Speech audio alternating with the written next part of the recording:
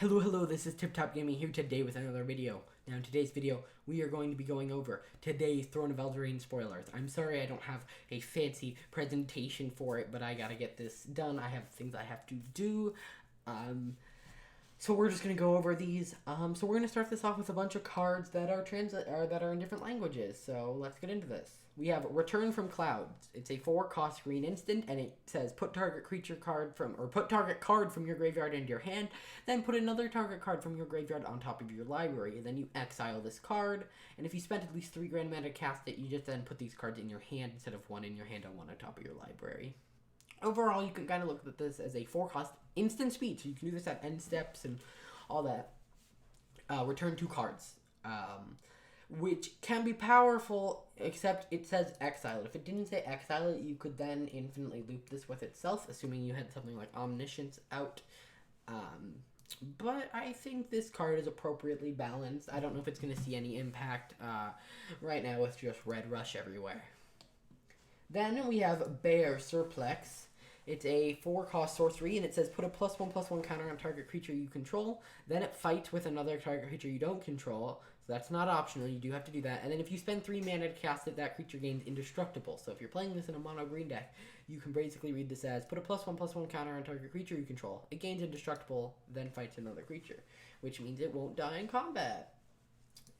Yeah, so that's that. Next, we have Garenbrig Paladin. It's a 5-cost creature giant knight, and it says it cannot be blocked by creatures with power less than or equal to 2. So it can't be blocked by creatures with power 2 or less. And then if at least 3 mana was spent to cast the spell, it enters the battlefield with a +1/+1 counter on it. 4/4 for 5, and it has restrictions on what can block it. That's generally good. If it had something like Trample, I think it'd be better. And in order for you to even get really a vanilla creature out of it, you do have to spend 3 green mana, and I feel like that's a couple too many. That might be too many hoops to jump through.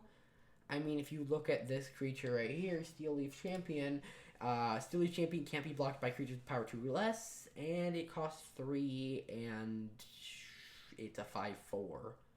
So honestly, I'm just trying to show that this is not a good rate for green. So I don't think this card will see play. Next, we have Emiri, Lurker of the Loch. And it's a 3-cost legendary creature Merfolk Wizard. Yay, more Merfolk. This spell cost 1 less to cast for each artifact you control. And whenever it enters the battlefield, put the top 4 cards of your library into your graveyard. And then you can just tap her to put an artifact card from your graveyard and you may cast it. This is crazy. I mean, it's logical. It fits in a artifact deck, which they did say there were themes of that throughout the set. And I could see this being a brawl commander, because you can fit colorless cards even though it's only blue, and it's 3 cost, and yeah, and you can make it cost less, which includes the commander tax for artifacts you control. So I could totally see this fitting into a commander deck, especially saying you can just infinitely loop cards, assuming you have the mana. Like, for instance, in not standard, there's a card called Mindslaver, which allows you to sacrifice it and take control of target player's turn, and this just lets you keep doing that. Alrighty, now we have one in English. Lockmere Serpent. It's a 6-cost 7/7 with Flash, so if the Simic Flash deck decides to add black, which with the lack of lands, I don't see that happening, you could play this. And it says blue, sacrifice an island. It can't be blocked this turn.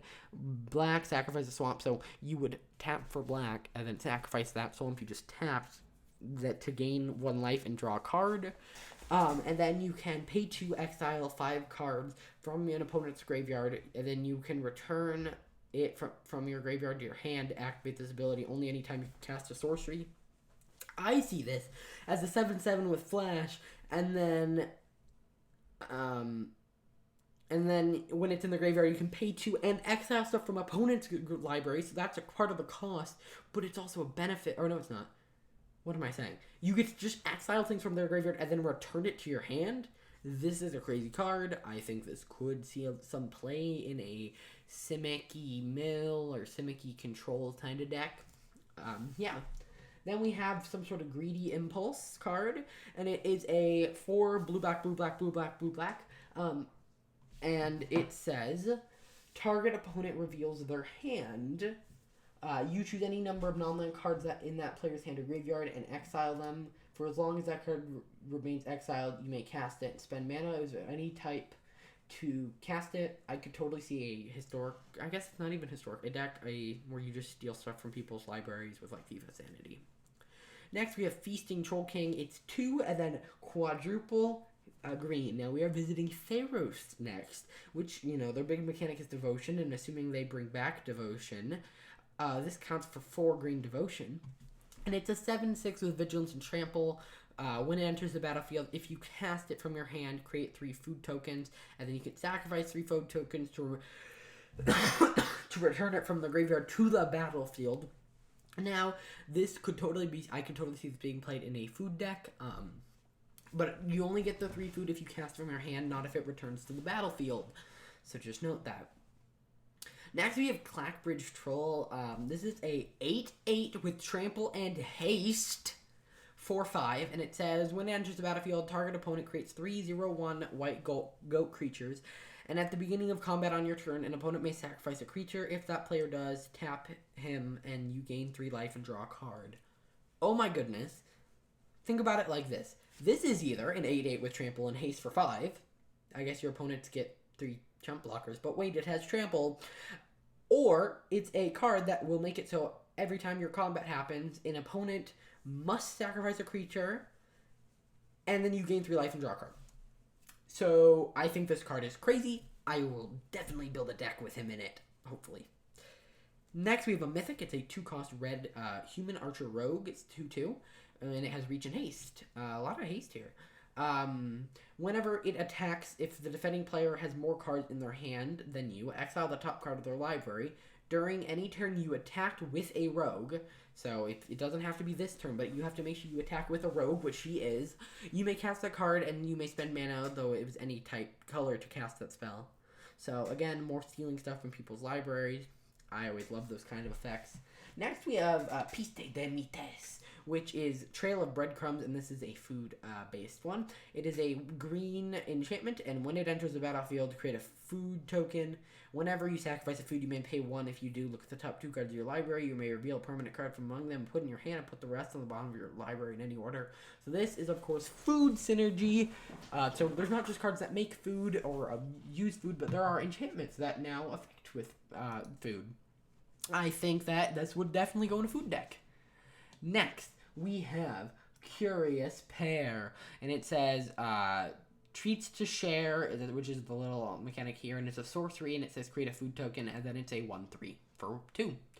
Again, it's okay. It might go in a food deck, but that's the one thing I have. That's the one issue I have with the deck or with food, is that it will pretty much only fit in a food deck.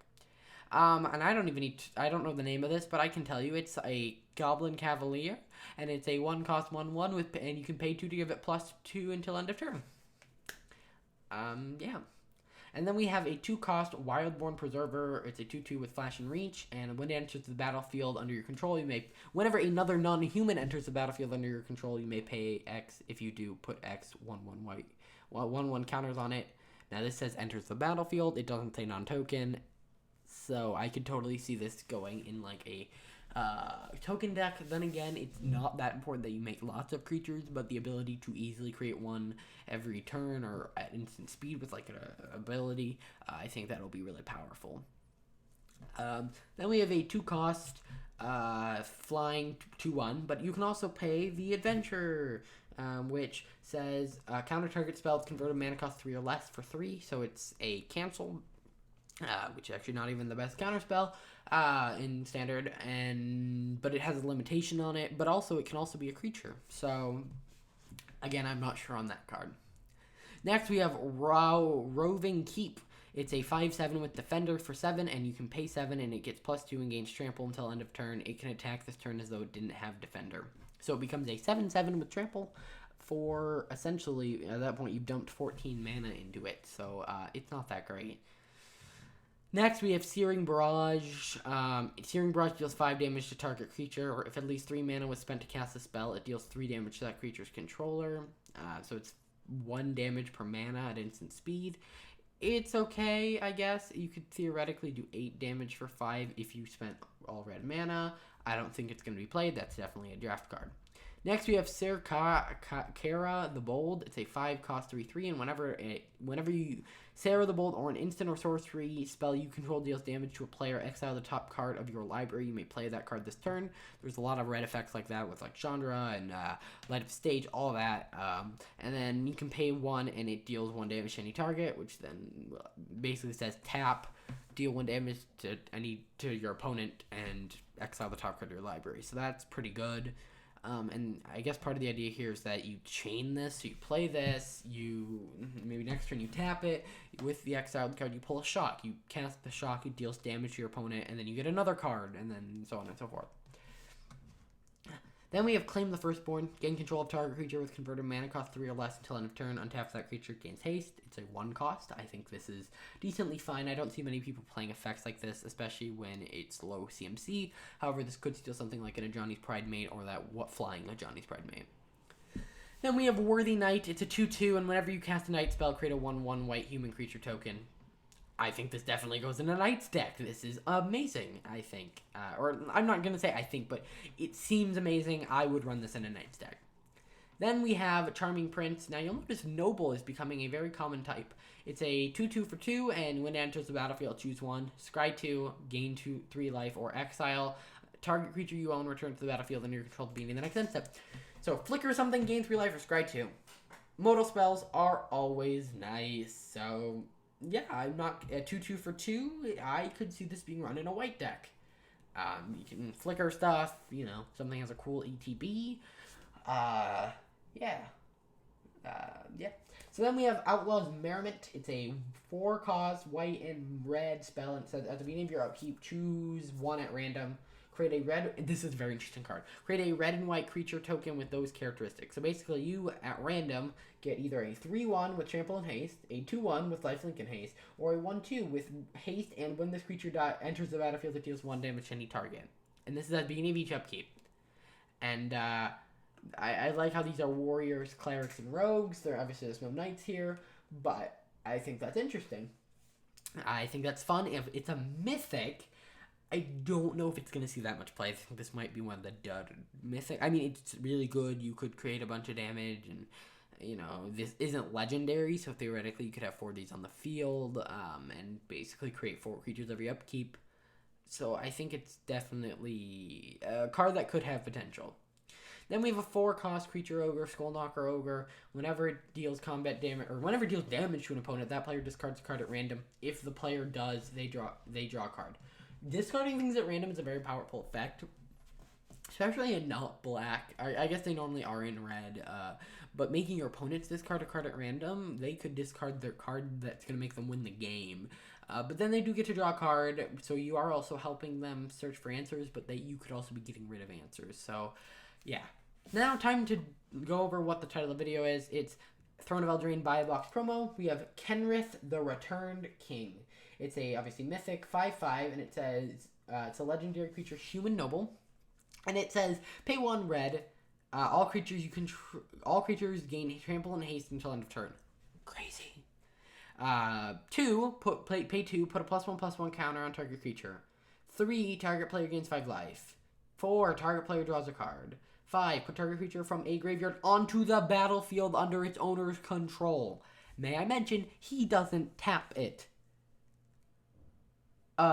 This card is crazy. This card, I'm going to build a commander deck around because it has all 5 colors in it, or brawl deck. Because it has all 5 colors in it, it can have all 5 colors. So this is going to be a 5-color deck, and you can pay 5 and just start putting creature cards from your graveyard to the battlefield. So this will be a Kenrith, the Return King, and Joda deck. I think this is crazy. It's a 5 cost. Of course, you do have to be playing Wooburg, and on turn 5, you have to have 1 of each color, I guess, to activate all of these. But honestly, that's crazy. I think 5 color, they did this to make it hard to play. But remember, you don't need to be able to activate all these abilities.